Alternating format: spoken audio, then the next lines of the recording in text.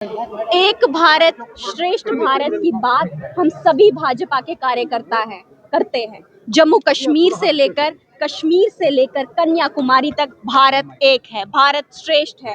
हम जिस झंडे के नीचे शपथ लेके आते हैं, जब हम शपथ लेते हैं तो भारत माता की जय का घोष लगाते हैं। तो एक भारत कहने में क्या दिक्कत है, क्या आपत्ति है? आज आप इनकलाब जिंदाबाद के नारे लगा रहे हो, किस बात के लिए लगा रहे हो? भारत एक है, भारत में कोई भी फूट फैलाने की राजनीति हम कतई बर्दाश्त नहीं करेंगे, हम कतई चलने नहीं देंगे। मैम, एलओपी साहब कहते हैं कि कौन सा पीर पंचाल, कैसा पीर पंचाल, अगर यही शब्द जो है वो चिनाब वैली के लिए इस्तेमाल किए जाए, आप चिनाब वैली, तो क्या लोगों के दिलों के ठेस नहीं पहुंचेगी? भारत एक है, भारत श्रेष्ठ है। मैं इस बात की तरफ ज्यादा गौर दूंगी कि हमें एक होके चलना।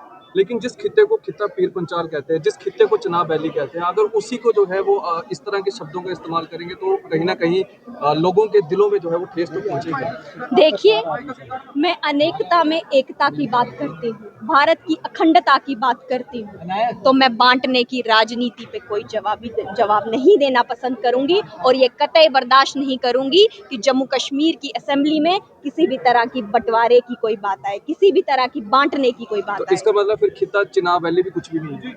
जी, मैं खिता चिनाब वैली मैं भी कुछ एक भारत श्रेष्ठ भारत की बात कर रही हूँ। हम सब भारतवासी हैं, हमें गर्व होना चाहिए अपने अस्तित्व पे कि हम सब भारत की मिट्टी पे हमने जन्म लिया है। और जिस मिट्टी को माथे पे लगा के हमारे हजारों करोड़ों सैनिक शहीद हुए, इस मिट्टी के लिए शहीद हुए। हमें बांटने की राजनीति नहीं करनी चाहिए।